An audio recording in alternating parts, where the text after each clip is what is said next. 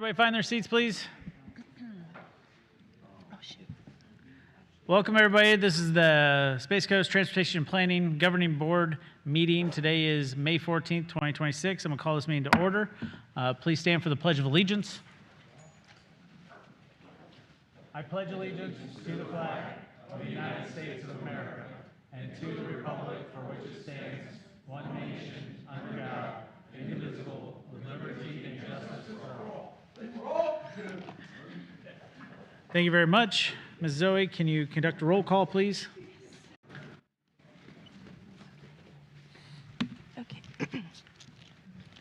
Atkinson, Altman, Allender, Blake, Cole, Connors, Here. Feltner, Forrester, Here. Goodson, Hammer, Present. Hanley, Here. Jaffe, LaRusso, Medina, Present. Morrison, Osmer, Here. Smith, Here. Young. And I do see a couple alternates that can make the place. I think we have a few members coming in later, but Johnson Present. and Koss. Here. Okay. And we have a quorum. Awesome. Thank you very much. And I do believe there's a few people on their way, and we'll get them added to the roll once they get here. On to public comment, I have Marathon Gas Station as the list of the organization for public comment.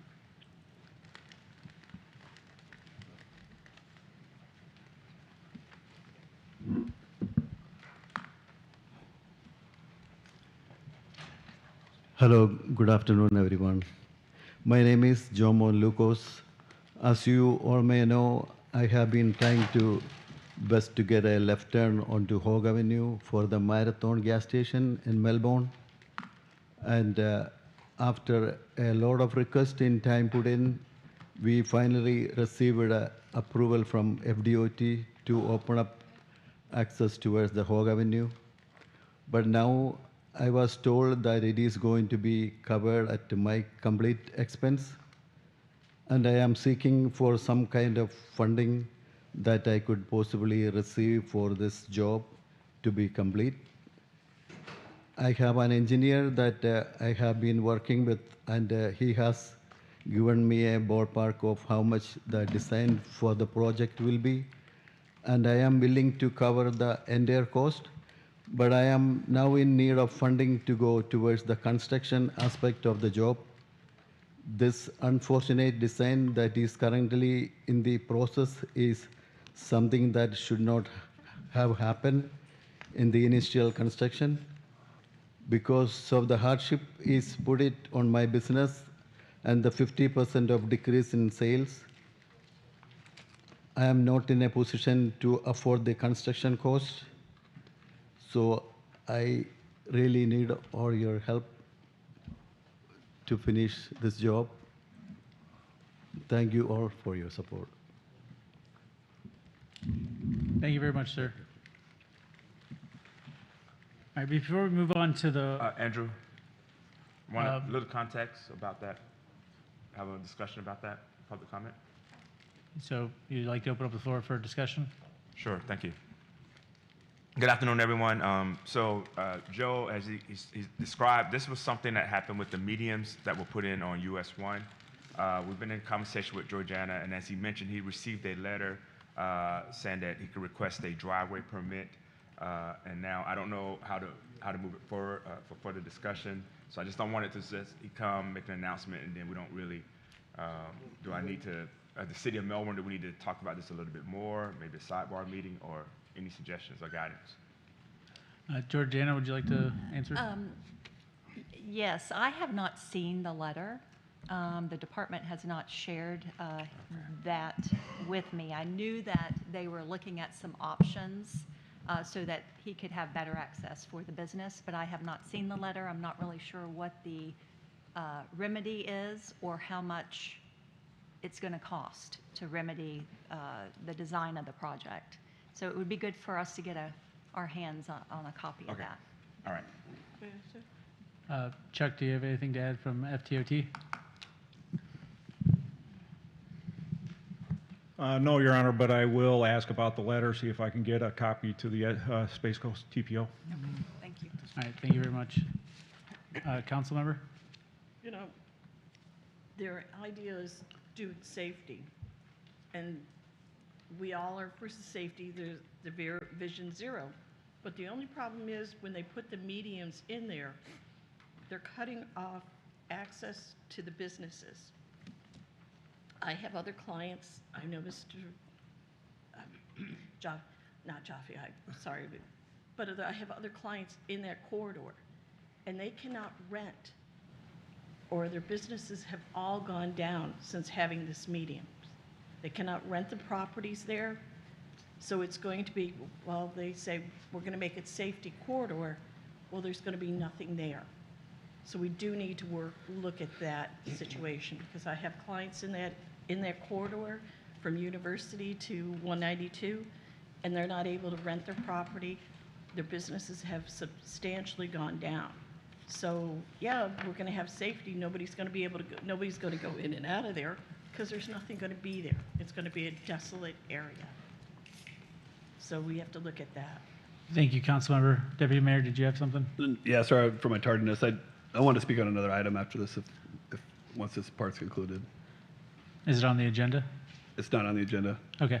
It would be considered something along the lines of reports. Alrighty. We'll wrap up this item and we'll get to that one. Sound good? Anybody else have any further discussion about this area of US 1 and 192? I get the letter sent Okay. and the Yeah, sources. yeah, because I think once the TPO actually has it in hand, then hopefully we can look at it a little bit more and see what we can do as an organization. All right, thank you. All right. Any other comments for that? All right. Deputy Mayor? Thank you, Chairman, and let me know if I'm out of order. But our staff recently met with Central Florida Tollway Group about exploring the possibility of adding a toll road in Palm Bay to build the expansion of the St. John's Heritage Parkway from I-95 to Malabar and Minton, or Malabar Road and St. John's Heritage, and they're willing to fund the feasibility study 100%, no expense to the city of Palm Bay or TPO. Our council is just looking for consensus from the TPO board, just for a letter of support. We've got a letter of support unanimous from our council, and I believe one other group is just looking for support from TPO for that letter. We do have a letter drafted that we can share. Okay. Well, to follow Mayor up with Medina. that, thank you, Mr. Chair. To follow up with that, Georgiana has possession of a letter that we've already officiated. It shows the unanimous consent of the Palm Bay City Council, signed by the mayor. And what we're looking for is a letter of support to get that feasibility study. What's interesting is they will pay the entire amount for that feasibility study, and it would cover public comments, public engagements. And so the letter really details that. And so what Palm Bay is requesting is a letter of support, and we'll be attempting to get additional letters of support from emergency management as well. Thank you very much, Mr. Mayor. So Deputy Mayor Jaffe, can I assume that there was a motion made from you? I would like to make a motion for TPO to support Palm Bay with this support letter. Second? I have a motion by Deputy Mayor Jaffe and a second by Mayor Medina. Is there any discussion on this matter? Seeing none. Zoe, I'm sorry, I'm putting you on the spot. Can you call the roll call, please? Okay, yes. Right. Okay, and since Deputy Mayor Jaffe came in, I'm going to call his name instead of the alternate. So, Allender? Yes. Cole? Yes. Connors? Yes. Forrester? Yes. Hammer? Yes. Hanley? Yes. Jaffe? Yes. Medina? Aye, aye, ma'am. Morrison? Yes. Osmer? Yes. Smith? Yes. Young? Koss? Did I miss anyone that's not a non-voting alternate? I think that's everybody. Thank you very much. The ayes have it. I very much appreciate it. I know there wasn't a whole lot of discussion. That's why I wanted to call the roll, make sure everybody was in agreement of our letter of support to the city of Palm Bay in this feasibility study. So thank you very much. The while we do have a pretty densely packed agenda, we've kind of tried to get it down to be cognizant of everybody's time. But what I would like to bring before you guys as just a quick discussion is the last item is the TIP, the Transportation Improvement Fund, and the rankings and things like that. While this isn't a final discussion, that's at the end, I would prefer, because sometimes people have to leave, to maybe move that up. So I wanted to get your guys' see how you guys felt about it. Do you guys want to move that up to right now, or do you think we can power through everything and then get to it at the end? Do you want a motion? Yeah, do you need a Mr. motion? Chair? I believe so. I'll make the motion to move it up. All right. I'll second. I got a motion by Councilmember Hammer, a second by Mayor Medina. All those in favor say aye. Aye. Any opposed? Motion carries. Are you referring to the presentation? Yes. Yes. Okay. So now we'll have Ms. Sarah come up with the tip The list of projects. and list of project priorities. Yeah. Which feeds into the tip, so. All right. While Zoe gets my presentation up, good afternoon. Sarah Crom, Senior Transportation Planner with Space Coast TPO. And within your agenda package, you do have a couple of items for the list of project priorities, as well as also you have an 11 by 17 of the list of project priorities. So you should have the list of project priorities, but then you also will have maps behind that. And so if you would prefer to look at it from a more visual standpoint, you have the maps. And then just as a clarification, because there was a little bit of confusion at our TAC-CAC, the last map is the fully funded list. And the reason that there's letters is this is not a ranked list because they are no longer on the list of project priorities. They are a fully funded project. All right. Okay.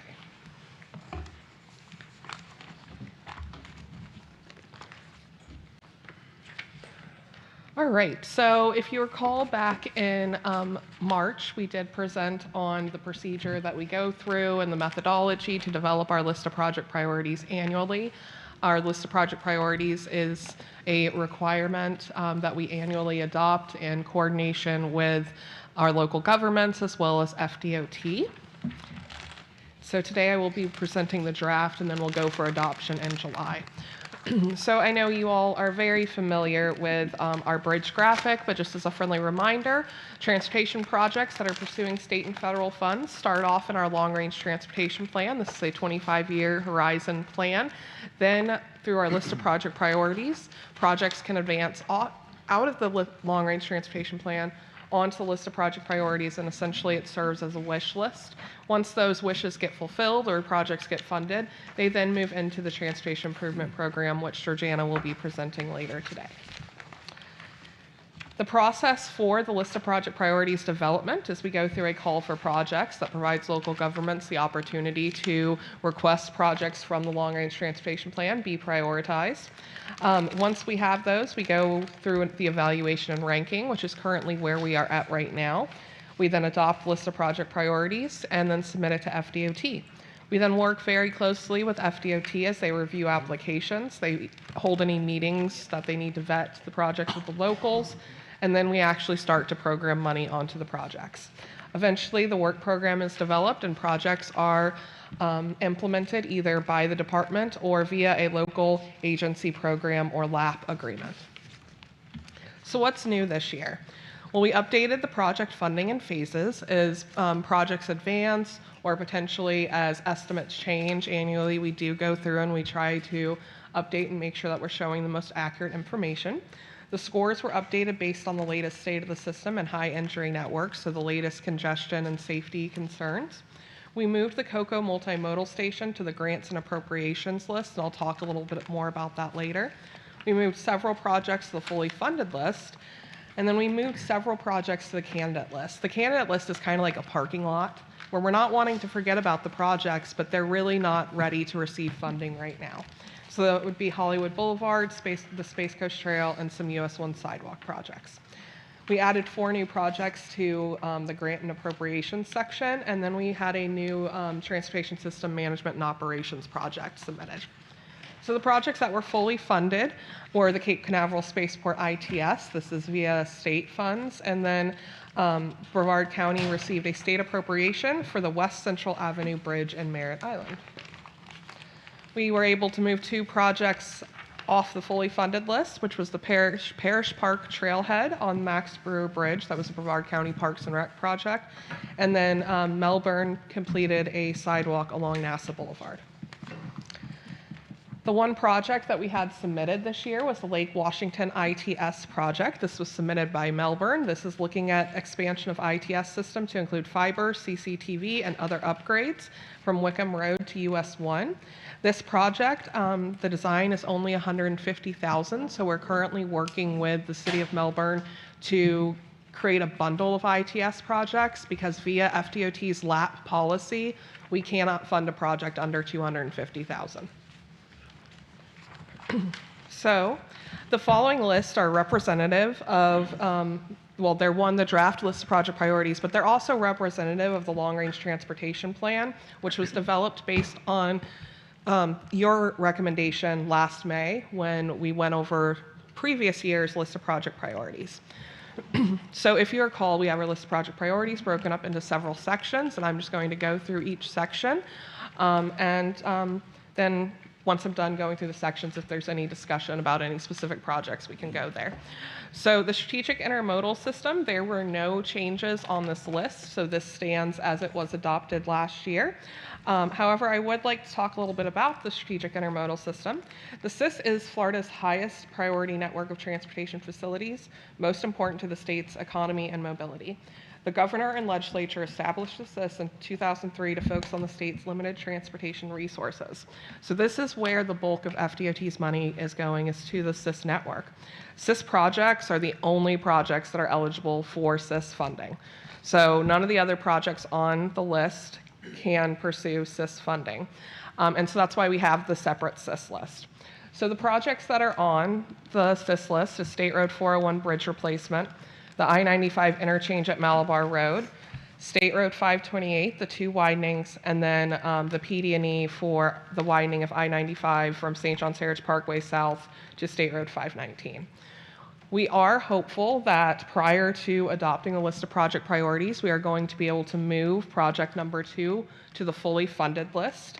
FDOT has conducted additional analysis, and within the current I-95 resurfacing, they will be adding additional turn lanes and capacity to support the interchange. Furthermore, a project has been identified outside of the FDOT's roadway and within the Palm Bay city limits. This includes adding an additional left turn lane onto San Filippo. This will require work outside of the state roadway network. The Space Coast TPO is currently working with the city and FDOT to fund the additional improvements that are off the state highway system and within the city of Palm Bay boundaries. We recently had our federal funding freed up, and we've requested that FDOT move the $600,000 onto this project in order to advance this project and move it off our project priority list. The city of Palm Bay did submit a letter supporting the project last week to FDOT. So that is the SIS list as it stands. Next, we have our regionally significant roadway projects. These projects are eligible for Space Coast TPO's Surface Transportation Block Grant Funds, or as we generally call them, SU, as well as other federal funding source. In addition, state roads are eligible for a variety of state funding sources. All of the projects are located on state roads. They are the intersection of State Road 519 at Roy Wall Boulevard, State Road 524 widening from South Friday Road to Industry Road, State Road 501 or Clear Lake from Michigan Ave to Industry Road, the State Road A1A Complete Street from Long Point Road to George King, the widening of State Road 514 from Babcock to US 1, and then the widening of South Street or State Road 405 from State Road 50 to US 1. Then we continue on to the next slide. State Road 507 Babcock widening from State Road 514 Malabar to Palm Bay Road. There's a very small curb and gutter section within Cocoa Beach on A1A. Intersection improvements at State Road 518 O'Galley at Wickham, US 1 at Vieira, US 1 at Barnes, and then O'Galley at Sarno Road. Our next section is the regionally significant non-state roadways. These projects are eligible for Space Coast TPO's SU funding, and also non-state roadways can pursue state TRIP or SCTPO state funding. However, there is a 50% match to that funding source. These projects are Malabar Road the widening of Malabar Road from St. John's Heritage Parkway to Mitten. This project is going to go under design shortly. So it is pursuing right-of-way. We will not be able to fund the right-of-way until we get to 60% plans, but I'm talking to Christine and coordinating. And then we have the 4 segments of Babcock. So number 2 is Babcock from Convair. Next is the Mitten intersection improvements from Palm Bay Road to US 192. Babcock from Valcaria Road to Convair. Babcock from Maraloma to Valcaria. Intersection improvements at Wickham Road and Post. This project is only pursuing TRIP and SCTPO, so it is not competing for the SU funding. And then the final Babcock section of Mico to Maraloma. Our next section is the Transportation Systems Management and Operations. TSMO projects are an opportunity for low-cost, high-impact congestion management. In the 2050 Long-Range Transportation Plan, we have set aside some funds to specifically fund TSMO projects. There is only one new project, and so that's the only change. So we have 2 Palm Bay projects that are already designed up at the top, San Filippo Drive, Waco to Malabar, and Emerson Drive, Waco to Malabar. Then we have 3 state roads, State Road A1A, US 1, State Road 50. And we have the new project, which is Lake Washington, US 1 to Wickham Road.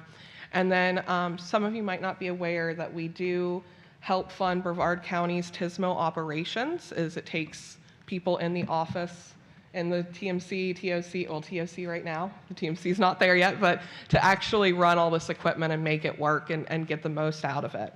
And so that's what the ITS operational support is at the bottom. Next section is bicycle and pedestrian. And so this is specifically really focused in on the transportation alternative funding that the TPO receives. That funding source can only be used to support bicycle and pedestrian projects. We did remove 2 projects that were on US 1. That's because these were addressed in a resurfacing with FDOT. And then we had some minor score changes that just swapped 2 projects. So we have State Road A1A, Volunteer Way to Roosevelt, State Road A1A, Grosse Pointe Ave to Fluke Ave, a trail along 518 over the Relief Bridge, another A1A sidewalk project, a super tiny A1A sidewalk project in Cocoa Beach, and then a sidewalk along US 1, Vieira Boulevard to Barnes. Next, we have Sun Trails. Sun Trails, or shared use non-motorized trails, is a designated trail network that Sun Trail funding is only eligible to be put on these trails. So we did remove the Space Coast Trail from this list, and that has left us with the Space Coast Trail section within the Maryland National Wildlife Refuge. So that's left us with the US 1 East Coast Greenway project and then another section of the Space Coast Trail. The reason that the Sun Trail or that the Space Coast Trail was moved over to the candidate list is because in order for FDOT to build a trail, they need a maintenance entity, so someone to sign on to maintain the trail. And following some budget cuts and staffing changes out of the Merritt Island National Wildlife Refuge, they are no longer willing to sign the maintenance agreement to maintain the trail. So without a maintenance entity, we're unable to, or FDOT is unable to continue forward with that project. We're still going to keep the line on the map, and we moved it to the candidate list, and hopefully in the future we can revive that project as it's sitting there fully designed and ready to go. Just need some environmental, I's dotted and T's crossed, and a maintenance entity, maintaining agency. All right, our last section is the grant and appropriations. This is not ranked, so this is in no order. Generally, when I get a project, I just stick it down at the bottom. So we did move the Cocoa Multimodal Station to the grants and appropriation list. We felt like this made more sense because of, or we thought it communicated better the funding source that the project was pursuing, which is ultimately grants. Is it was on the CIS list, it's not going to receive CIS funding, and so we thought this was a better communication tool to put it on the grants and appropriations. We did have 4 new projects for grants and appropriation. We have a roundabout at Malabar Road and St. John's Heritage Parkway, DeGroot Safe Streets and Roads for All Safety Project, an Emerson Road widening, and a Grissom Parkway widening. All of these were submitted for a state or federal appropriation this past cycle. So with that, Mayor Connors, would you like me to open it up for discussion or go over the schedule of adoption first? You can go over the schedule, and then we'll see if anybody has any questions. Okay. So we are currently May 14th, so we have our governing board presentation of the draft. We will then open up on Monday our public comment period, so watch out for emails, share it on Facebook, encourage people to engage with us and review the list of project priorities. We have our open house on June 9th, and then of course we'll be coming back to you in July to adopt and ultimately transmit to FDOT. So as I mentioned, May 18th is the public comment period. You can email me, you can call me, you can submit it through a portal, and of course, encourage your constituents to do that as well. Great. Anybody have any questions? Comments of discussion? Really, this was the most exciting meeting we ever had last year, was when we talked about what projects are getting funded. They got it where they liked it last year. I would like to say thank you. I would like to say thank you. It's nice to see everybody's input come where it is right now, and it's a breath of fresh air to see everybody working together so successfully and everybody agreeing we're all in a place where we all need help. And thank you for your hard work. Thank you for everybody's time and courtesy into everything that we do. Thank you. Mr. Forrester? I just wanted to throw, since it came up there as one of our future items and sources, looking for sources of funding on the multimodal station. I'm sure you guys saw the article in the paper that had to do with the audit that is just performed on Brightline. They lost about $250 million last year. Which was smaller than the amount they lost the year before. The auditor, I think there was a quote in there that said they did not understand how Brightline was going to stay in business because in January, I guess they have about a $2 billion note due plus interest. And they don't seem to have $2 billion.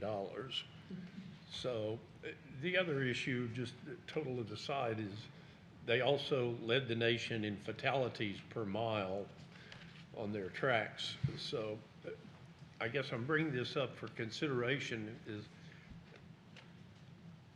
I think we need to be very careful as we go forward with this and commit money to this project.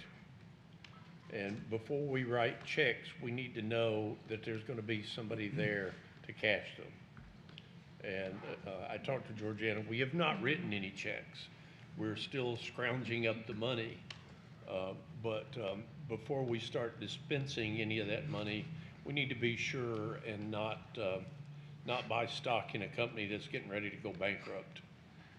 So I just wanted to throw that out there. I know that's not what a lot of people want to hear. Everybody's all gung-ho about this project, but I think we owe it to our constituents. We're talking about spending a boatload of money on this. And whether it comes from our local funds, the TPO is heavily invested in it, the city of Cocoa, the county, and the federal money, it's all tax money, folks. So before we start writing checks, I just think we ought to be real careful. Thank you, Mr. Forrester, for bringing that up. Mr. Johnson, did you have a comment on the topic that he brought up? Yeah, yes, as well as additional comments. All right, well, we're going to stay on the bright line, and then I'll get back to you. But yeah, no, to your point, Councilman, thank you for bringing that up because it's a private train, but it's publicly funded. When we have to look at that, like, I don't see the need for us to move forward. Like, what's the rush per se? So I'm with you, Councilman, it's a private train, but it's publicly funded. So let's be mindful of how much money we're putting into something else that could be sinking. So I love that they're trying to come to Cocoa, so no offense, Councilman Cost, but we wanted it in Palm Bay. But looking back on everything and just looking at the writing on the wall, like, it's not looking bright. So.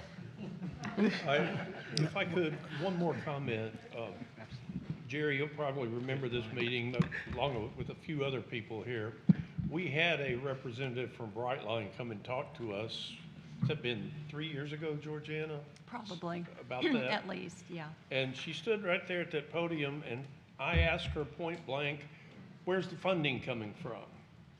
And her point blank answer was, it's all private funding. And then I read this article, and they have gotten somewhere in the neighborhood of $1 billion in public money to build stations, to build right-of-way, to build fences, to do one thing or another on it. So it's not a private venture. It's a public-private venture that we don't seem to have any say-so on. So just throwing that out there. Thank you, Mr. Forrester. Mr. Altman? Well, of course it's losing money because it's not stopping at the most important place. World's largest port, the fourth busiest tourism center, the most dynamic county in the country. I'm optimistic if we get this stopped, it's going to turn it around. That's what I feel. Mr. Chair. Georgiana? If I may, just wanted to add that we were told when we went on the DC advocacy trip up in Washington that FRA is expecting an announcement in June. Yesterday we heard that there may be an announcement like within the next 10 days. So the federal state partnership grant, we're going to know one way or the other whether we got the award or not.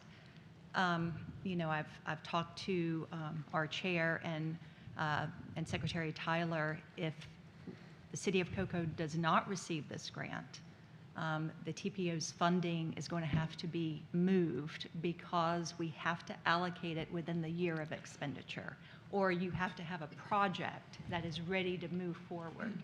And so that poses a challenge. And so at our next meeting in July, I think we can open that up for a lot of discussion. We're going to know one way or the other. And if we have to do something with the money, that will be a big discussion for this governing board. Thank you, Ms. Georgiana. She said it way more eloquently than I would have. Councilmember? Yeah, and she really covered it, but I would just add that we're looking at a mass transit system. It is not unusual to have financial issues in the building of such system. And in most places around the world, they are heavily subsidized by the government. In fact, that's the only way they get on the road. So the bigger picture, Yeah. of course, we're very hopeful. So Yes. we need this here. Thank you, Councilwoman. Mayor? So if I'm tracking this correctly, thank you, Mr. Chair. Georgiana, we'll know more in July. Yes. And then based on Mr. Forrester's comments and Commissioner Altman, we'll be able to decipher where we move from here. Right now, everything is very preliminary. That's right. Thank you, ma'am. Thank you for bringing that up. And I think it was really important for me to make sure we had that discussion, to make sure everybody was here so that everybody kind of knew where we are in the timeline. And I think things are in a good spot where we'll know in June so that before July, before we adopt our tip, that we know what we have available, maybe not available, and where those funds are. But if you wouldn't mind, Ms. Georgiana, not to put you on the spot, but if you could detail the funding and where it's coming from for that project and what we could potentially maybe have available if it doesn't go through.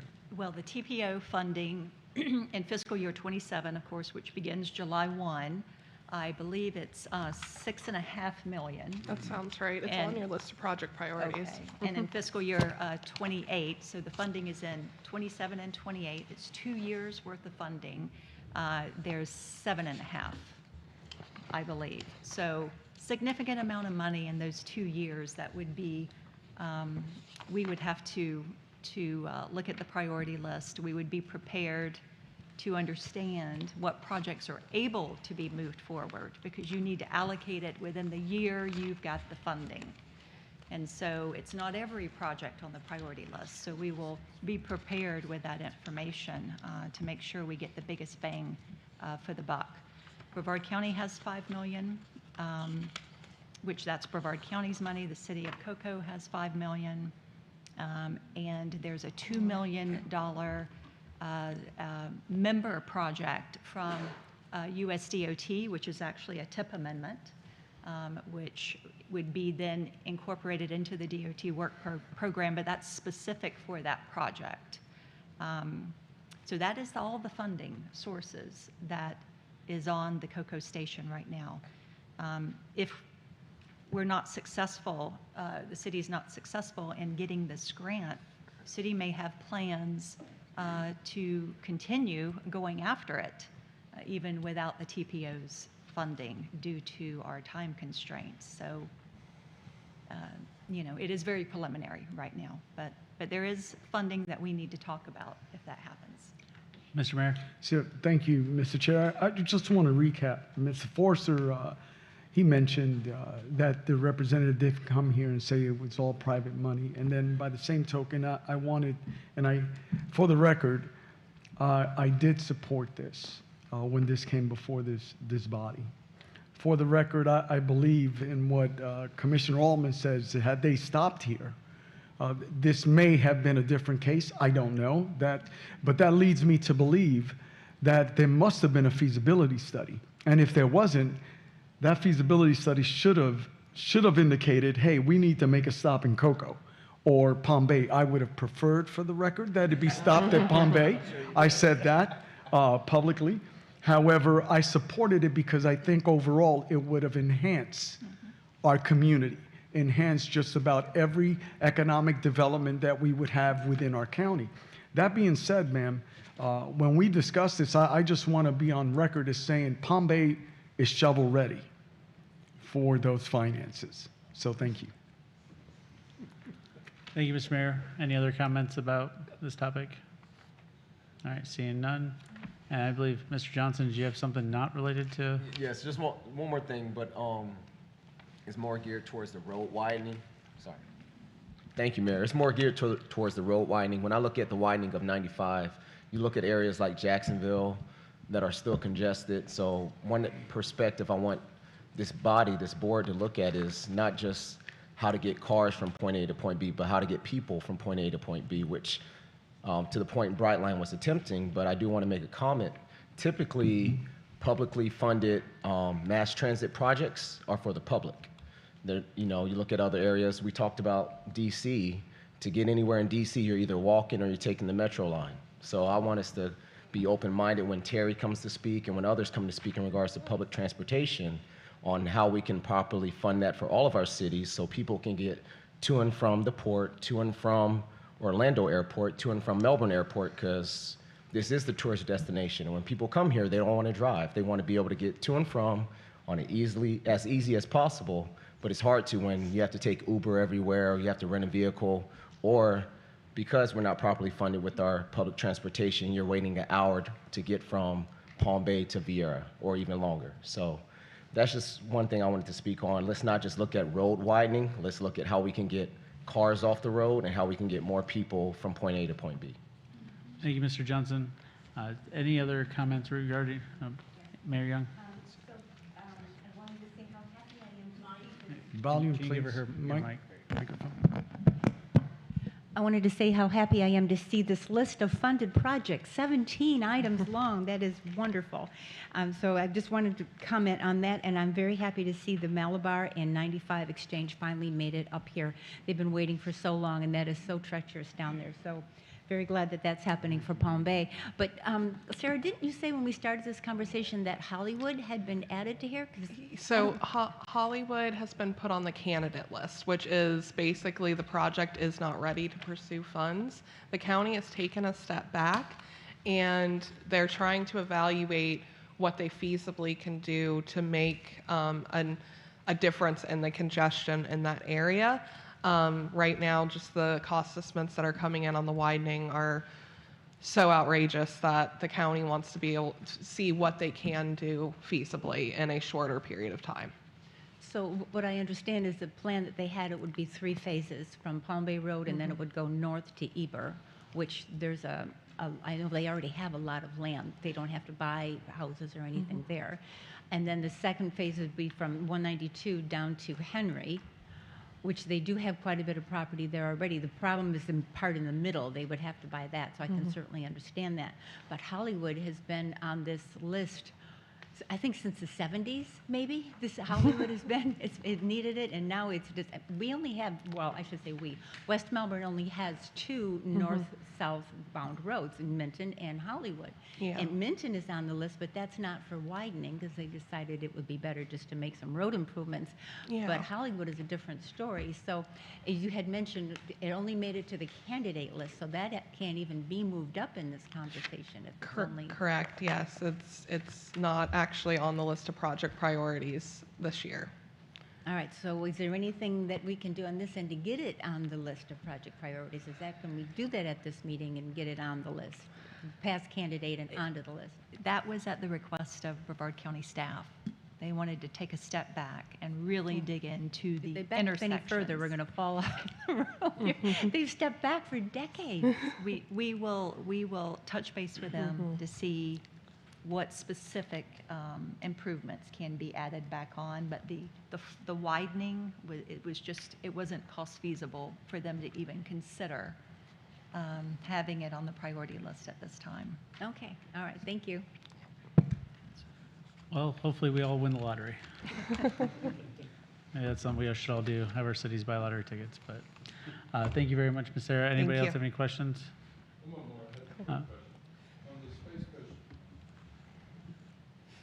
On the Space Coast Trail from Playland to Beach Road to US 1, I know that very regionally significant pedestrian way. And maybe you mentioned it and I missed it, but who is not agreeing for the maintenance agreement? Everybody. It's, I mean, Fish and Wildlife, Canaveral National Seashores, they've all declined that. There's the federal agencies, 'cause it's on their federal land where the trail would cross, and as well as Brevard County's also declined to maintain the trail once it's built. Well, that's a shame. What, was the Park Service one of those that would decline? Yes. Yeah. Okay. It's good So- we're keeping it on the list. We're hopeful that, maybe there's changes within staffing where they, or resources get freed up. I've sat at the table for 10 years now with Wildlife Refuge, National Seashore, NASA, Titusville, Brevard County, and everyone's very positive about the project. It's just everyone's purse strings are getting tighter and tighter. We have officially made a request that the department move the Sun Trail money that's on the Space Coast Trail over to the US 1 trail in Titusville to fully fund the design phase, so at least we do not lose the Sun Trail funding. And I spoke with someone yesterday, and they have made that request to central office. And so hopefully we can at least get one of the trails in that part of the county moving forward. It's the next step. basically, Sun Trails is just one big pot of statewide Yeah, money yeah. that we're competing against all over the state, so. Thank you. And this was a project back in Governor Scott's days where, build the Coast to Coast Trail, and unfortunately it just ends right at the edge of the causeway there, and it doesn't go all the way out to the coast, which we would really like to see it work, even with conversations with our congressmen to try to push on those federal agencies. We just haven't gotten anywhere, so. I know that was the vision. I was there. And Yeah. It's the Coast to Causeway Trail now. It's the Coast to Causeway Trail. Yeah. Any other questions for Ms. Sarah? All right, seeing none, Thank you. thank you, Ms. Sarah. Georgiana, do you want to handle the tip? Are we going back to reports, or I figure, yes, sorry. just go back to Yep, the beginning of the agenda? yep, back to item 3. All right. Director's report, it's going to be short and sweet. Wanted to let you know the 2026 Notice of Funding Opportunity for the Safe Streets and Roads for All has been released. Applications are due May the 26th. We're working with the City of Palm Bay staff to develop another grant for them to submit. And the project is the DeGroot Road Sidewalk and School Safety Project. And it is a great candidate that was identified in the TPO's Vision Zero Action Plan on the high injury network. So hopefully this will be another successful grant that the city will be receiving. And then the last item, every 4 years, USDOT must certify the metropolitan planning process for mid-size and large-size MPOs. And we are considered a mid-size MPO. On Monday and Tuesday, we had the federal team with us for 2 full days. We held a public hearing on Monday morning to hear from our citizens, and later took them on a bus tour to show them some of our transportation projects. We took them out to the port, had lunch at Grills, showed them the 401 bridge replacement, 528, and several other projects. A1A, the North Atlantic Complete Street Project that was completed quite a few years ago. The preliminary findings was that some of our best practices was public engagement, transportation resiliency master plan, and our involvement in the Transportation Management Center. And then they also thought the Ellis Road widening, the coordination, and all the proactive work with our partners to help get that funded. We had so many funding partners was also a best practice as well. So in December, the federal team will be back here to present to you all to let you know if we have any corrective actions, any additional recommendations. So look forward to that. So that concludes my report, Mr. Chair. Thank you, Mr. Georgiana. And now on to the public engagement report. All right. To streamline the presentations and move through the agenda a little quicker, Abby has developed a one-page public engagement report that is available at your place. It says May, June 2026, and it highlights our growth, social media outreach, and engagement events, community partnerships, and any upcoming TPO events. So our public involvement spotlight is the Vision Zero Summit, which brought together leaders across the region. So moving forward, we're just going to include this under the director's report for your information. And if you have any questions, we can always call up Abby and Leah because they do so much work. They're all over the place, but they can answer any specific questions. But that is the public engagement report moving forward. Thank you very much. It even looks so sleek and clean. You can just look at She it. did a great job. Any questions on public engagement? Seeing none, on to the committee reports. The Technical and Citizens Advisory Committee met on Monday. You can find a summary of actions at your place. The TACCAC recommended that the governing board approve all action items. And also in your package, you have the attendance record for all of the committees. So under this item, you're going to have attendance record and minutes for all of the committees. So each individual committee doesn't have to come up and report each time. So that is the report. Thank you very much. And now Space Coast Area Transit. Good afternoon, everyone. Thank you, Chair Connors. My name is Terry Jordan, Space Coast Area Transit. Due to needing to leave very shortly, I'm going to have an abbreviated report as well this afternoon. In your packet on page 26, you see that there is a information item of the update for, the annual update for Transit Development Plan. This is an update that occurs each year on our 10-year major update. So we did a major update last year. This is the annual update to that. Not much has changed. There's a requirement just so we could add the additional out years, so from 35 to 36 and things of that nature. And it's just a guide for any major projects that we may be implementing in the not too distant future. They're required to be in this document if any updates would have happened. As I always present to you, ridership, as everyone is feeling the pinch of gas prices, transit has also seen a benefit as a result, potentially. Our ridership over the last month, we saw an additional 5,000 passenger trips taken. We have been actually in decline prior to that, so we're seeing the benefits. So unfortunately, it's pinching others' pockets, but it's helping out public transportation. So last month, we saw 158,000 trips compared to the previous 153,000 trips. Our paratransit service also continues to increase in riders showing a 3% increase over last year-to-date riders. One of the areas that I really wanted to touch on today is funding. Over the last several months, and thanks to our partners at FDOT, and of course, thanks to our BOCC allowing us to apply and receive these funds, we had the opportunity to receive an additional $712,000 in transit funds that will go towards operating assistance and preventive maintenance costs. Leaving shortly to present on another $322,000 that we're looking to fund towards salaries. This will allow us to flex funding to then pay for things like fuel costs, which is a much needed area at this point as well for transit. Recently, on the federal level, we saw congressional approval of over $21 billion towards public transit. That was a tremendous accomplishment. However, we need to keep our foot on the gas pedal because within the FY27 proposed budget, there's a 20-something percent, up to a 23% potential cut in funding overall for transit funding. So myself and a couple of my associates, we went to DC over the last month to advocate on behalf of the funding that's needed to be continued. And one of the things we really advocated is $138 billion be for public transit and $138 billion for rail over the next 5 years.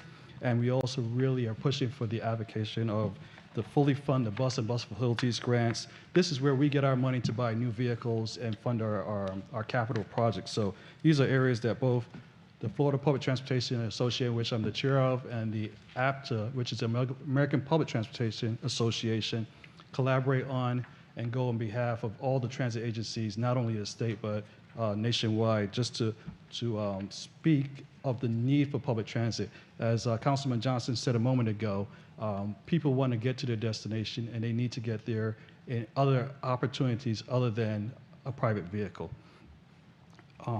Actually, I'm going to complete my presentation there, and if there are any quick questions, I'll be glad to answer. Councilmember Hammer? Yes. I am going to touch again on it because I have experienced in our city a lot more people using our bus. One of the frustrations that I'm hearing is, I mentioned last time, we're still not having reliable ride times. There's people that would love to use the bus, but they need to be able to rely on it. And it's really getting bad. There's some that are waiting 2 hours. And, we have people that come to our council meetings and they depend on that bus to be there, and they even show up an hour early because that's where the bus shows up.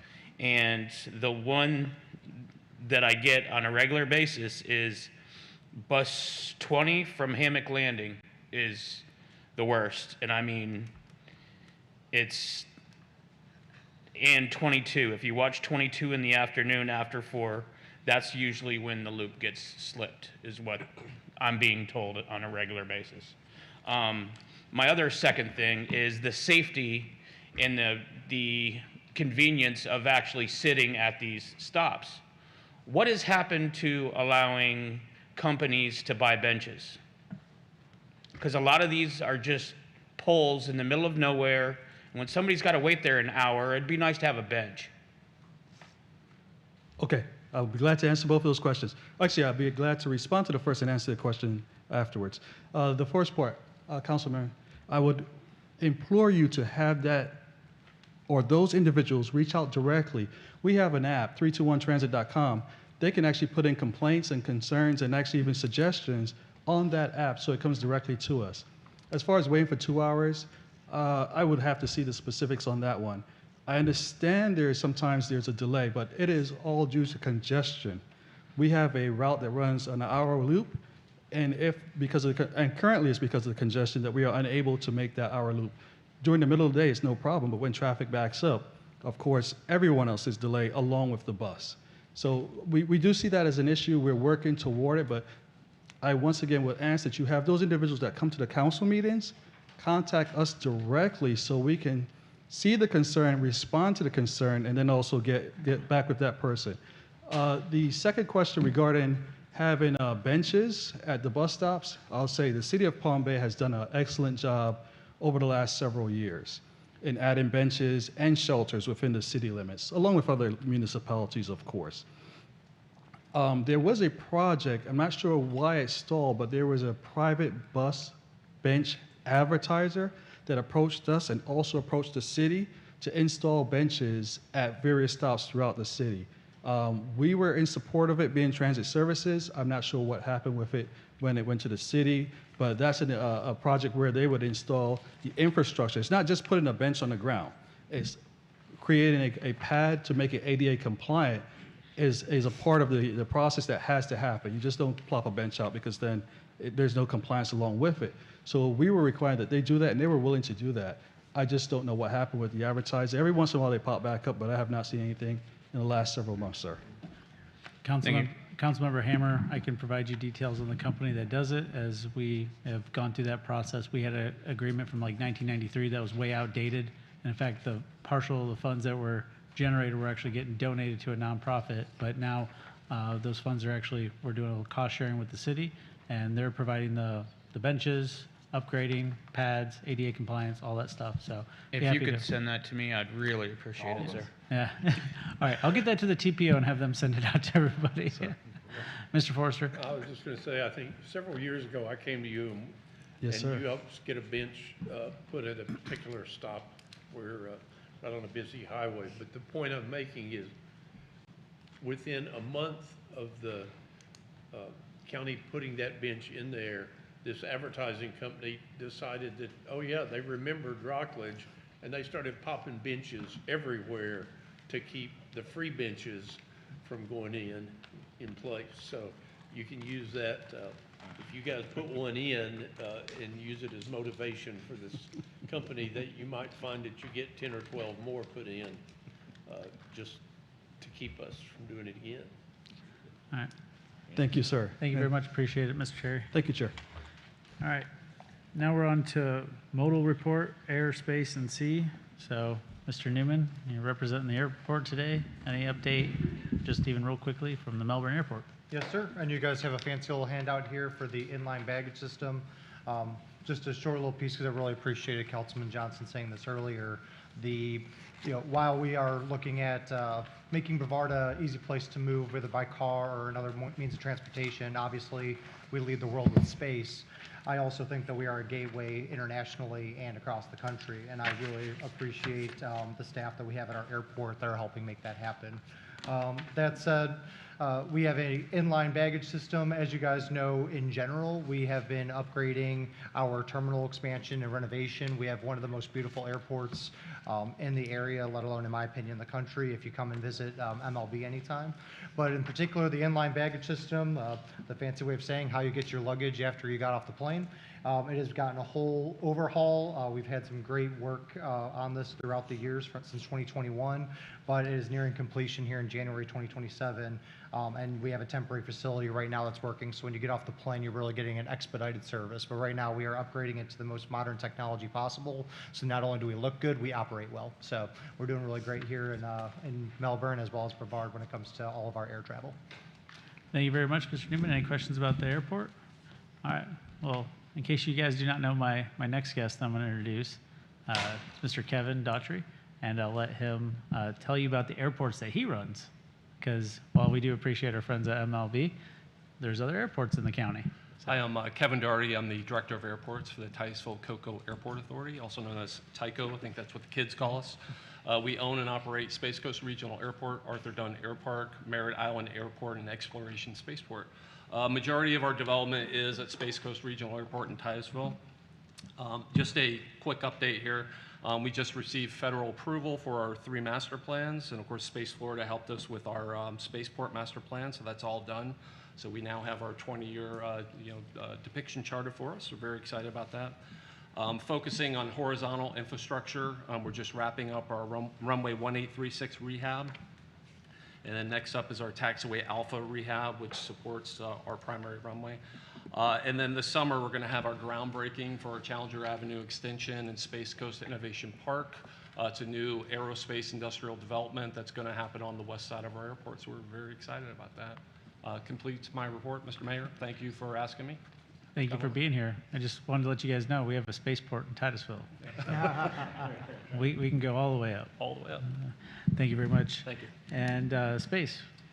Thank you, Mr. Chair. Stephen Bostel, Director of Spaceport Planning and Development. On behalf of Space Florida, thank you again for allowing us a seat at the table to give a regular update on space activities. Space Florida is the state's aerospace finance and development authority, focused on integrating space as a core component of Florida's broader transportation ecosystem and infrastructure. So Space Florida's role is to ensure that as the space activity grows, not just in Brevard, but around the state, that the infrastructure supporting it on the ground and across the state grows with it. And so last year, launch activity, we had another record-breaking year. We only expect that to increase. Last year was more than 3 million pounds of payload delivered to orbit. And so it's, like I said, only going to continue to increase and continue to need all of the surrounding infrastructure to support that activity growing. And as FDOT is a key partner in helping us grow our infrastructure program, and since we are a designated mode of transportation, we work closely with FDOT to plan, develop, and improve aerospace transportation infrastructure across the state. And so over the past 13 years, the Spaceport Infrastructure Program has supported 48 major projects statewide, helping generate more than 5,500 direct jobs. And so to date, the state has invested over $531 million in infrastructure and leveraging more than $3.3 billion in private sector investment, for a grand total of economic impact exceeding $3.8 billion. And so while these funds can be deployed across Florida's spaceport system, a majority of the investment has continued to be focused at Cape Canaveral as our critical node for launch activity. We are working on developing a Florida statewide spaceport system plan that takes a look at our other spaceport territories across the state and how they can contribute to the space ecosystem. And so we've had a lot of activity out of the Cape project-wise. 1 mile utility corridor at the launch and landing facility is just about complete. Blue Origin's lunar production facility is complete and active. We have a new project with Relativity Space doing roadway improvements along one of the roads, Heavy Launch Road on the Space Force Station, so they can transport their new rocket that's coming our way. United Launch Alliance is about complete installing helium and nitrogen pipeline extensions that will be used by multiple users on the Cape. And we have the Space Coast Access Roadway improvements supporting exploration spaceports operations. So Kevin's getting ready to kick that off. And so a lot going on. I'd be happy to talk about it for another hour or so if you'd like, but I'd be happy to answer any questions. Any questions for Space Florida? No? Just one comment I like to make is I find it very fascinating because, you know, a lot of our economy is based on space, and especially in the north end of the county. And what's amazing is NASA doesn't get funding for infrastructure, they get funding for missions. And we're talking about the largest spaceport in the world that's growing, and so they have no money for roads. So it's really kind of fascinating as we kind of peel back this onion, and really appreciative that we have FDOT in Space Florida and our state of Florida kind of taking lead to go, hey, we need to make sure that this is #1 so that we keep getting the economic impact of the space economy. So I'm very, very excited. What a time to be alive, I can tell you that. But from our leading spaceport in the world, oh, did you have a question? No, I'd just like to make a comment. As my other job, I'm the operations manager for Cape Canaveral Space Force Station. I actually see the projects that he's talking about. The sad part about it is the general public don't get to see that, right? If you don't work on the Cape, you don't actually get to see that. But I can tell you from being there every day, when you look at Relativity out there, who just put up a new water tower out there and getting ready to go and start launching again. When you go and you look at Via that's coming out there, when you look at all the other big players, Stoke, who is really making leaps and bounds up there. Blue Origin is talking about making another launch pad out there. SpaceX taking over the Delta IV pad and expanding out there. There's a lot of it that you don't see in the newspaper. You're not going to see it in the news. You hear it from his report. But I can tell you from working there and seeing it every day, it is a beehive of activity, a lot of road widening going on out there because a lot of the parts they're bringing for launch pads are so huge even the Space Force is looking at adding lanes to most of the thoroughfare out there because of all the stuff that's coming in here. So lots happening out there, and as you say, from an economic, they're only hiring more people, they're bringing in more people are buying more houses, and we're getting plenty more congestion on the roads. So it all gets interrelated as we go through that, but just to say, as someone who gets to see this on a daily basis out there, there is a lot going on out there. Thank you very much. And then how much is it going to cost to widen that bridge to actually get to the launch pads on the Space Force side? Oh, the Roy D. Bridges Bridge? Yeah. I think it's roughly 130 million. Yeah, so an old rickety bridge that we're still using from the 60s that isn't big enough to accommodate, and God help us if that's our, we don't have a single point of failure, so it's, trying to figure all that stuff out. We're working on it. Yeah. The point to that is what they do in the meantime is they're taking a long way around. Mhm. Coming through the Kennedy Space Center side, taking all the way down to Phillips Parkway, the beach side, to get to those launch pads because the bridge can't support all that. We're gonna have to put a traffic management system out there at the port here, or at the Cape here soon. Being talked about as well. Just predicting the future here. Yeah. Well, thank you very much for all the comments, and now on to C, Port Canaveral. Thank you, Mr. Chairman. This is going to be addressed in two parts. All of you have in front of you a letter from CEO Captain Murray regarding the limited role that the port has in fuel taxation. I'm sure all of you have read it, but let me just summarize for you. The Canaveral Port Authority is a landlord port, does not own, buy, sell, import, or export fuel. Canaveral Port Authority does not collect or remit fuel taxes. Those responsibilities belong to fuel operators and fuel owners. Canaveral Port Authority no longer collects sales tax on commercial leases.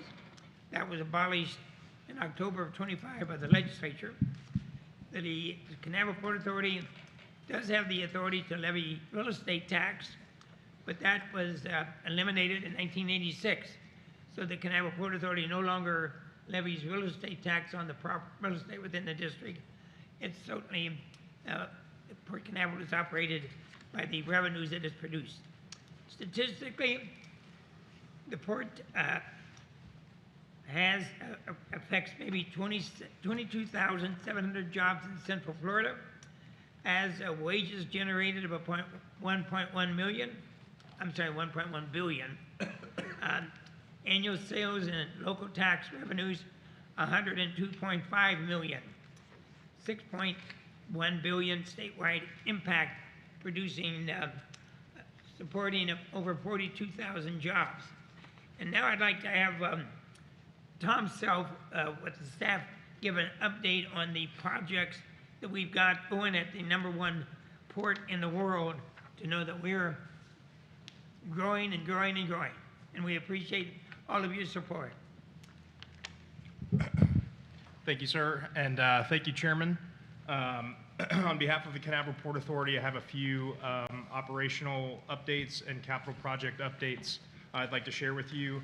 The first and foremost, we were awarded a $20.21 million PIDP, or Port Infrastructure Development Program grant from USDOT in order to make some major improvements and upgrades to our North Cargo Berths 1 and 2. What is important about these two cargo berths is they primarily serve our tanker vessels, delivering refined petroleum products essential to our local transportation system. That grant will support a broader, almost $38 million port initiative to modernize aging bulkheads and expand bulk cargo capacity at the port. Those terminals also service Morton Salt, one of our operators on the port. That project is currently in the solicitation phase with an award anticipated at our June meeting. Design is expected to require approximately 12 months, followed by a roughly 18-month construction window. Our North Cargo Berth 8 has a partnership with Space Florida, FDOT, and our commercial launch providers to build an off-ramp directly from the berth to State Road 401. The Port Authority has completed the main backbone fiber relocation of the project, which will enable FDOT's contractor to begin the temporary fence work in preparation for driveway construction, which actually that was completed and construction began earlier this week. Site permits for that construction and utility relocation have already been issued, so that project is underway. CT10, Cruise Terminal 10, we have a major construction project going on there, expansion. That also includes the expansion of Charles Rowland Drive, which will relieve inbound traffic to the cruise terminal. It'll include a second lane that is dedicated to the terminal. In addition to the roadway improvements, that plan will include an eastward expansion of the existing building, which will provide additional luggage laydown space and a new baggage screening facility. Completion is expected by October of '27. Our CT5, or Cruise Terminal 5 expansion, is also undergoing a major expansion. That will nearly double its size from about 90,000 square feet to about 170,000 square feet, while remaining active in serving some of the largest cruise ships in the world. That project is progressing rapidly, with new foundation installation advancing through those expansion areas and the erection of new steel construction underway. The last update I'll give is on our CT6 garage. That'll be the largest garage at the port, almost 13 stories, servicing about 3,600 cars. The Ivy's construction team has installed almost 800 of the 3,600 precast components for the new garage, and the southern portion of the structure has already been erected to its full height. Initial components for that project, 8 new elevators have also been delivered, and installation has begun. So our projects are underway, they're moving forward very quickly, but that's the report that I have. Thank you very much, sir. Thank you. Thank you very much, Commissioner Allender. Any questions from the #1 cruise port in the world? Seeing none. All right, Mr. Chuck. Thank you, Mr. Chair. Since our last meeting, we've had two projects are due to start. Safety project on State Road A1A from Hidden Cove Drive to Sea Dunes is a project that will install 2 crosswalks, one on Solway Drive and the other south of Ocean Way Park, and a sidewalk along the southbound lane of A1A between Hidden Cove Drive and Kasekee Trail. The second project that's starting in June is a resurface of I-95 from the Indian River County line to Babcock Street. Along with the resurface of the highway, the on-off ramps at St. John's Heritage Parkway will also be repaved. This project, an intersection improvement project, began April 17th on State Road 519 Fisk Boulevard. This project includes new traffic signals providing left turns on north and southbound State Road 519, along with 4 installed crosswalks with pedestrian signals.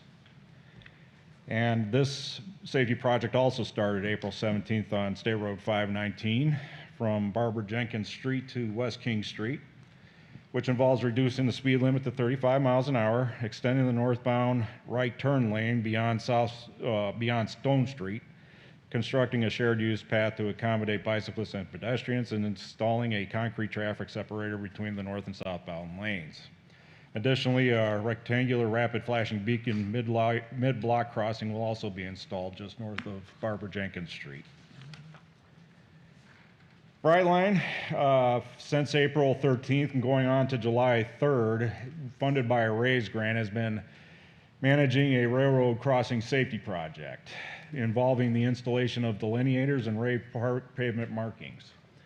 As you can see on the bottom picture, which is a zoom-in pic of the full crossing picture above, the work involves installing those white with red-tipped delineators, and in front of that, spray painting painting a solid line, and then the raised pavement markings are going on in front of that. And this is a schedule, and they have completed all the railroad crossings within Brevard County, and they are going to be continuing their work all the way down to Broward County. The purpose of this safety measure is to prevent motorists from turning on the tracks thinking it's a road. We recognize April as Distracted Drivers Awareness Month, designating April 20th to the 24th as the Work Zone Awareness Week. Working with local law enforcement partners throughout the district, education stops were conducted to educate motorists on the potential hazards associated with driving through an active work zone. And just for your information, in 2023, Florida experienced 16,012 work zone crashes, including 74 fatalities and 294 serious injuries. And in conclusion, we're only a month away from hurricane season. Preparation should always be on our mind all throughout the year. Continue to make sure that your plan is in place for a better, safer response for yourself, your family, and your community. Mr. Chair, that's all I have. Thank you very much, Mr. Chuck. Any questions? Seeing none, on to the consent. Georgiana, would you please read that out loud? Yes. Consent agenda 4A, approving the governing board meeting minutes of March 12th. 4B, approval of committee appointments. 4C, acceptance of the annual audit for fiscal year ending September 30th, 2025, with a report of no corrective actions. 4D, approval of work order 26-23K transportation trends tracker. 4E, approval of resolution 26-15, recommending Brevard Board of County Commissioners continue as the community transportation coordinator. And then 4F, approval of resolution 26-16, adoption of the fiscal year 27 and 28 final unified planning work program with no changes since the March presentation. Thank you very much, Georgiana. Anybody like to pull any items? Seeing none, So moved. I have a motion by Mr. Allender. Can I have a second by Councilmember Hammer? Can you call the roll, please? We don't need a roll call. Okay. I saw a resolution. That's our rules at City Council, so I got a little freaked out. All those in favor say aye. Aye. Any opposed? Motion carries unanimously. Thank you very much. Now on to action items, approval of the filling of vacancies, and Mrs. Zoe's going to talk about that. Okay, hi, Zoe McNeely, Board Administrator. This is just a housekeeping item with the recent D1 Commissioner resignation. We have a couple of positions to fill in her absence. So there's two positions. One is a Governing Board at-large position on our Executive Committee, and then an MPOAC alternate position. We're going to do each position one at a time. Open the floor to nominations. I do not need a second for nominations. Multiple nominations will have a vote by show of hands. If only one candidate is nominated, they'll be declared elected by acclamation, and then that we'll need a motion and a second to approve the appointees. All right. Okay. So for the at-large officer, this is a member that will sit on our executive committee. The executive committee is comprised of 5 members, chair, vice chair, secretary, and 2 at-large positions, so we'll be filling one of them. This committee meets typically twice a year, usually in July and September, to approve Georgiana's annual director's evaluation and any other policy updates or things we need approval for. And it's usually on the same day as this meeting. Okay, and I will open the floor to any nominations.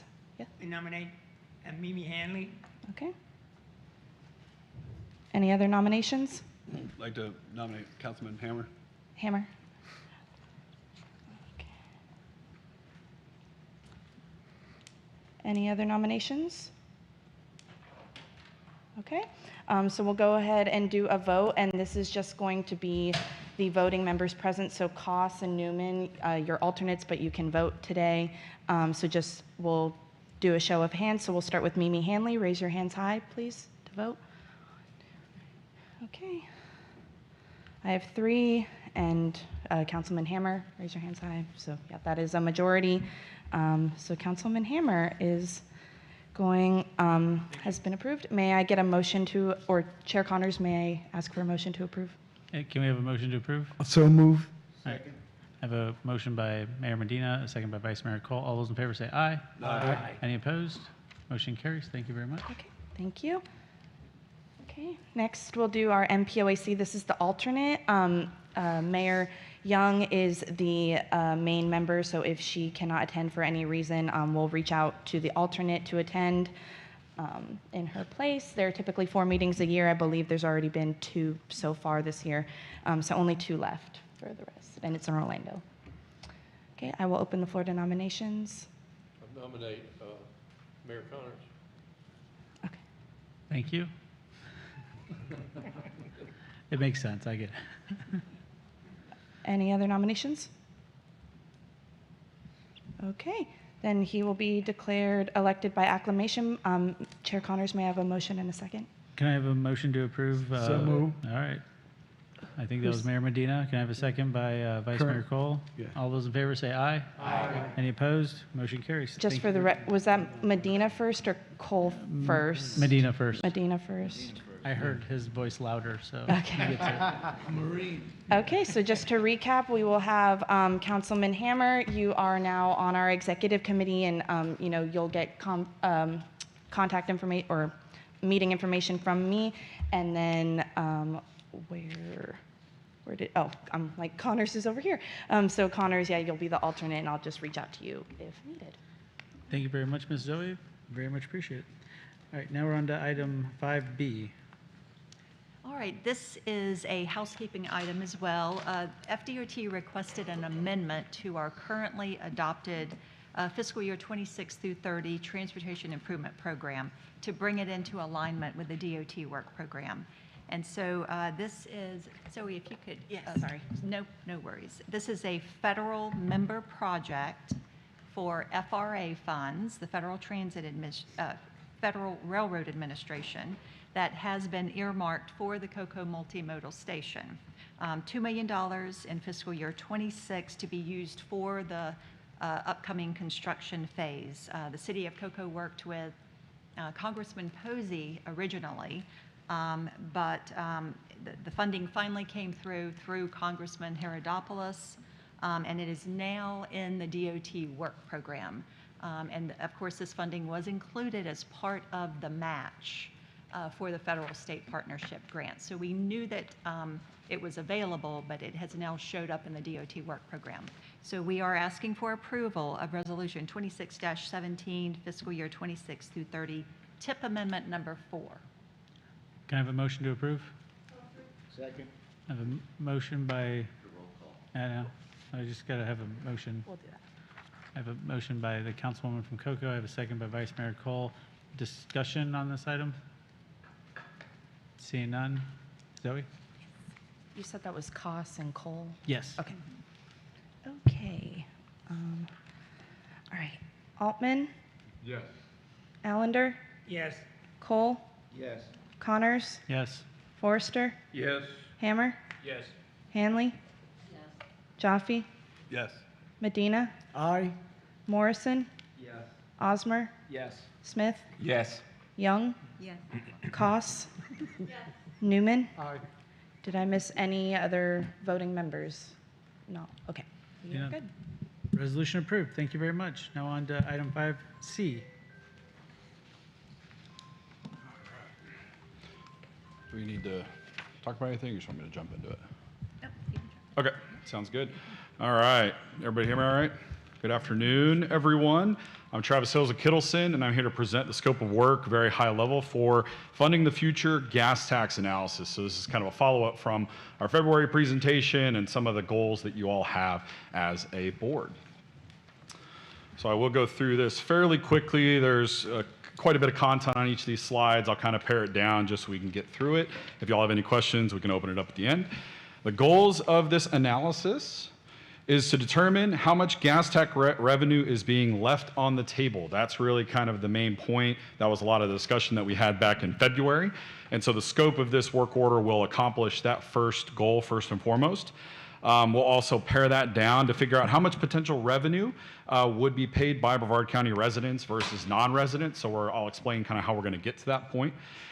Create key messages for staff and elected officials, you all, to engage the public in this topic as it continues to move forward. I know there's gas tax variability, gas pricing variability right now, but we're really looking kind of that long-term view of this. And then we'll look to create infographics and presentation materials based on those key messages that can be used for kind of further engagement with the public in the future. So we have 6 tasks. I won't go through all of them in this presentation, but really it boils down to data collection. We'll do our historical analysis. We'll roll that into our future gas tax analysis, take those projections, apply them to projects in our LRTP, see what we can move forward from a funding perspective. And then we also have deliverables, meetings, and admins in our scope as well. So looking at data collection, very high level, gas tax receipts, those are the historical gas tax amount paid by residents or to the county and to local jurisdictions. So that's back, that data goes back to 2009. We're gonna pull all that to help set our baseline. We're obviously gonna pull population data for the cities and the counties and tourism data as well. The big data set with this whole entire analysis, what it really hinges on is the streetlight and replica data. That's gonna give us our origin destination patterns to help us determine where those people are traveling throughout the county. Fortunately, with a partnership with FDOT District 5, we're able to get the streetlight data for free, which has been great. So we really appreciate them working with us on that.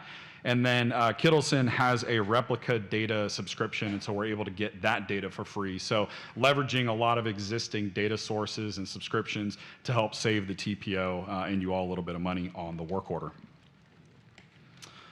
So task one, determining those travel patterns. So like I mentioned, street light replica, that's gonna give us our travel patterns. We're really looking to target 4 major groups of folks. Folks that are traveling within a planning area or within a city within the county. You see those planning areas in the figure to the right. Folks that are traveling within the county, so that would basically be folks going city to city or planning area to planning area. And then we also have non-county work trips and non-county visitor trips. So those are people coming from outside the county boundaries into Brevard County. How we're going to differentiate those is by using employment data and tourism data to help give us that 3rd and 4th category of trip. So to do our historical analysis, we'll take all the gas tax receipts that we collected as a part of this task.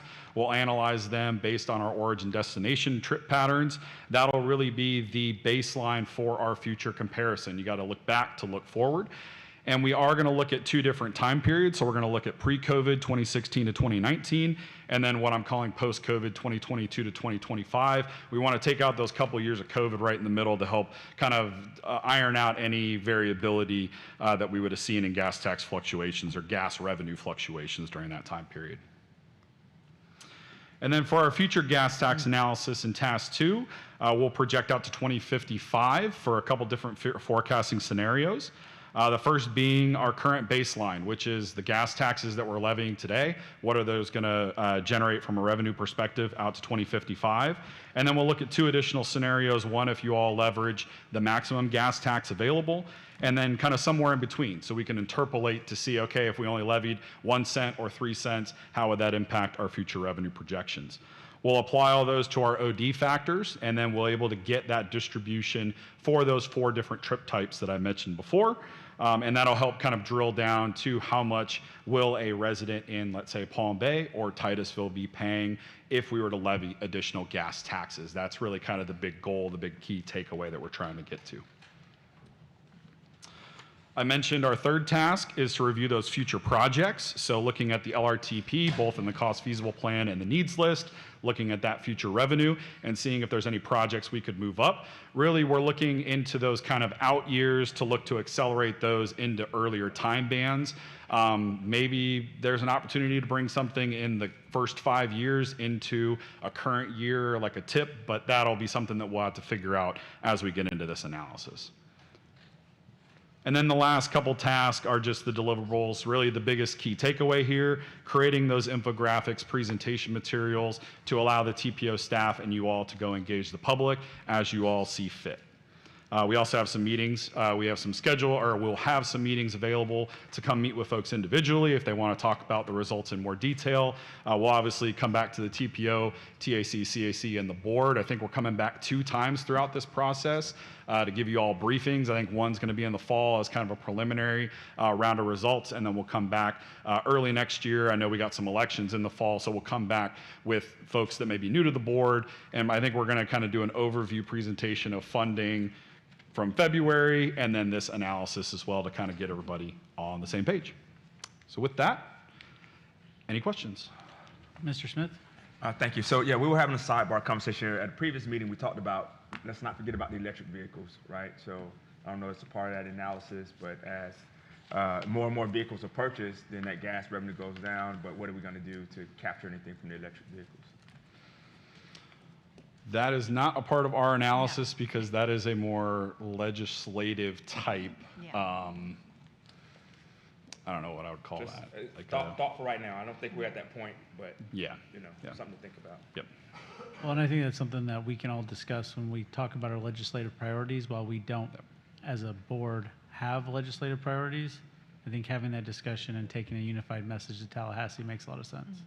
For example, at our last city council, we just talked about the e-bikes, right? So all this is starting to be more and more prevalent. So. Any other questions, comments? All right, so I remember from our last conversation, it was a very valid point brought up, gas is through the moon right now.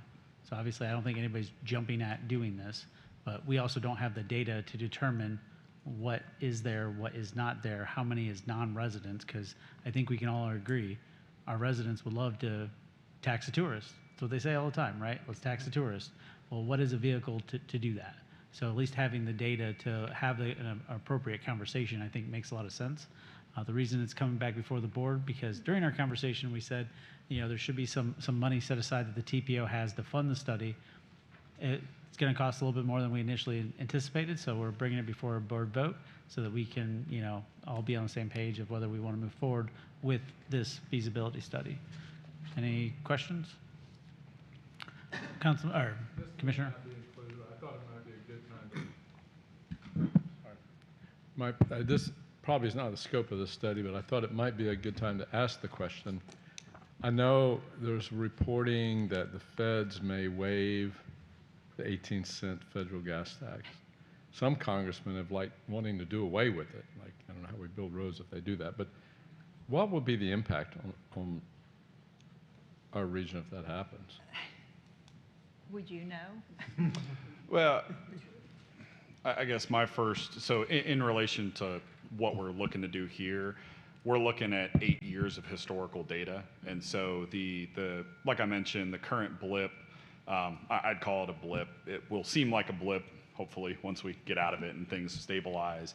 If there is I think I saw it was like a 90-day, or they were proposing a 90-day, those even out over the course of this type of analysis that we're doing. It'll certainly be something that maybe we could look into in the short term, but I would say on the whole, that won't make a big deal, or it won't make a big difference in a 30-year projection for a gas tax revenue.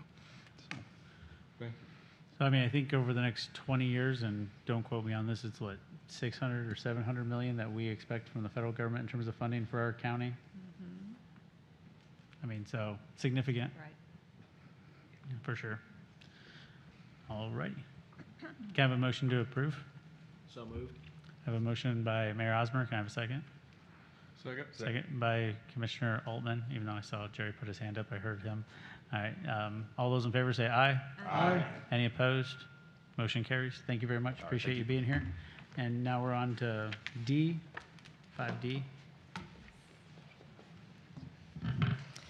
Good afternoon, Patty Rendon, Transportation Planner, Space Coast TPO.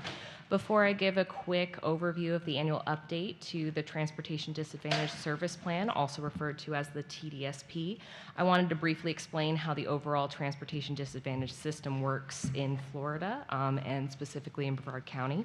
So this diagram shows how the TD program is organized here. At the top, the Florida Commission for the Transportation Disadvantaged, or CTD, sets overall policy and oversight, and then as the designated official planning agency, or DOPA, the Space Coast Transportation Planning Organization works with the Commission to help guide local planning. Together, they support the Transportation Disadvantaged Local Coordinating Board, or TDLCB, which serves as the central link between state-level direction and local service delivery. Together, the SCTPO and TDLCB designates Brevard County Space Coast Area Transit as the Community Transportation Coordinator, or CTC, and then Transit works directly with purchasing agencies, transportation operators, and coordinated contractors to arrange and provide trips. At the end of this process are the TD riders who receive coordinated accessible transportation services through this entire structure, ensuring that people who have limited mobility options have access to essential services and activities. The TDSP is a tactical plan jointly developed by the SCTPO and Transit, which contains development, service, and quality assurance components. And the TDLCB reviews and approves the service plan, and it's approved by the board, you all, and submitted to the CTD for final action. The service plan will cover a 5-year period with annual updates for years 2 through 5, due prior to July 1st of each subsequent year. The development and submission of the service plan and annual updates are the responsibility of Transit, the SCTPO, and the TDLCB. So the purpose of the TDSP is to identify who the transportation disadvantaged population is and where they are, assess current transportation services and gaps, including unmet needs, times, or areas not served, set goals, objectives, and priorities for improving mobility for TD individuals, guide funding decisions and support applications for state and federal grants, and improve coordination among agencies, providers, and local governments. This annual update will be submitted to the CTD by July 1st of this year and includes updates to the introduction, development plan, service plan, cost revenue allocation, and rate structure justification and quality assurance. The 2026 summary of changes are separated by section, introduction and development plan, and service plan and quality assurance, and are outlined in this presentation, which is also included in your agenda package. And as a reminder, we will be doing the major update of the TDSP in 2027 for the following 5-year period. And with that, staff is requesting approval of the draft 2026 Annual Transportation Disadvantage Service Plan update. Can I have a motion to approve? I have a motion by Mayor Young. I have a second by Mayor Osmer. Any discussion? All those in favor say aye. Aye. Any opposed? Motion carries. Thank you very much. Thank you, Ms. Patty. All right, now on to 6A, Ms. Georgiana with the Transportation Improvement Program. All right, last presentation, and I will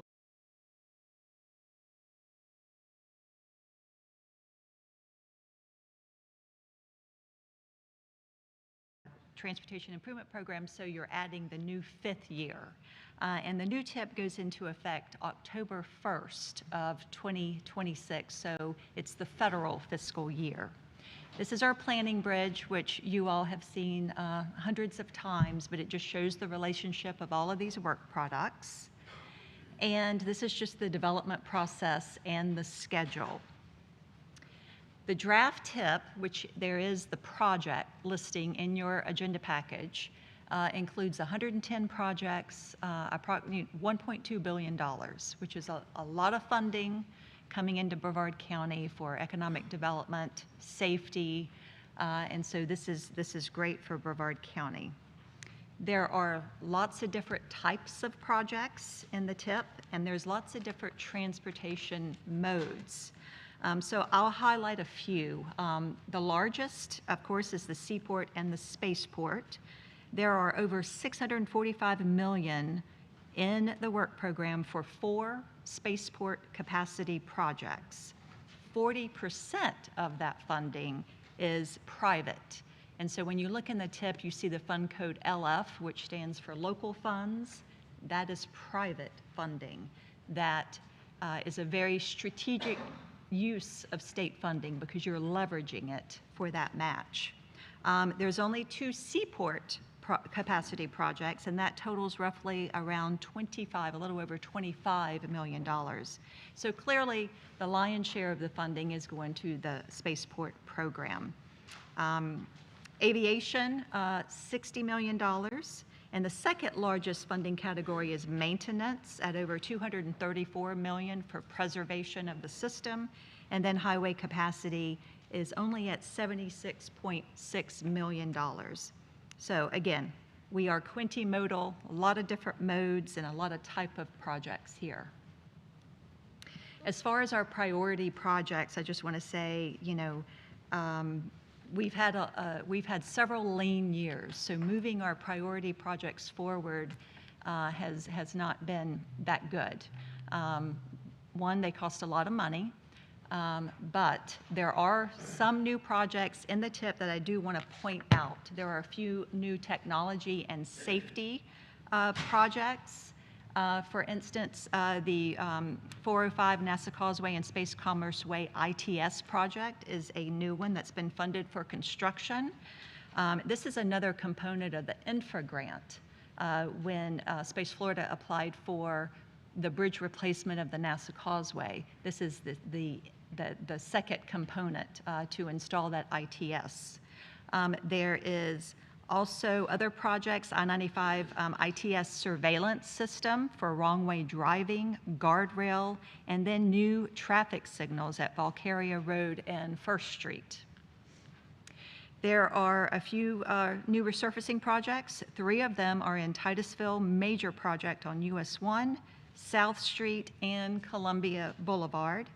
I-95 improvements from Vieira Boulevard to Fisk include the installation of auxiliary lanes and other components to improve mobility and safety. So auxiliary lanes being from interchange to interchange, which is not a widening, but it certainly is adding capacity to the project. And it is my understanding that that is something the department is wanting to focus on and potentially do all of I-95. And then that is the first project that they're focusing on. And I think that is a very valuable project moving forward. And then there are 3 aviation projects, one at Tyco, one at Merritt Island, and one at MLB. And so the draft tip comment period is from May 18th to June 18th. So it's that 30-day public comment period. Visit our website. You can leave a public response in the comment portal. And in July, the final tip document will be before you for your final adoption. We're also going to have, our annual open house on June 9th from 5:30 to 7 p.m. where we can hopefully get a lot of citizens and talk about the tip with them as well. So that is the tip presentation. I'll be happy to answer any questions. Any questions, Mr. Allender? Comment, Mr. Chairman. I request that in the future, the grant of Seaport, Spaceport be bifurcated so that they're not combined together, because Seaport's allocation is about 25 million, Spaceport is 570, but when you look at all of it, it looks like there's a whole lot that's going into the port and space. So I think I'm requesting that in the future they be separated. I think that's a very reasonable ask. Yes, will do, sir. We will make sure that happens. Any other questions, comments? I just have one question. I know you're having a public engagement. What bar are you hosting that at? Be lots of attendees, I'm Yes. sure. All right. I believe at that time, or this time, it concludes our meeting. Anybody have any final thoughts? Just remember that there will not be a meeting in June, but July is a very, very important meeting as we consider all possibilities for our project priority list. That's on July 9th, 2026 at 1:30. Can I have a motion to adjourn? We're adjourned. Thank you very much.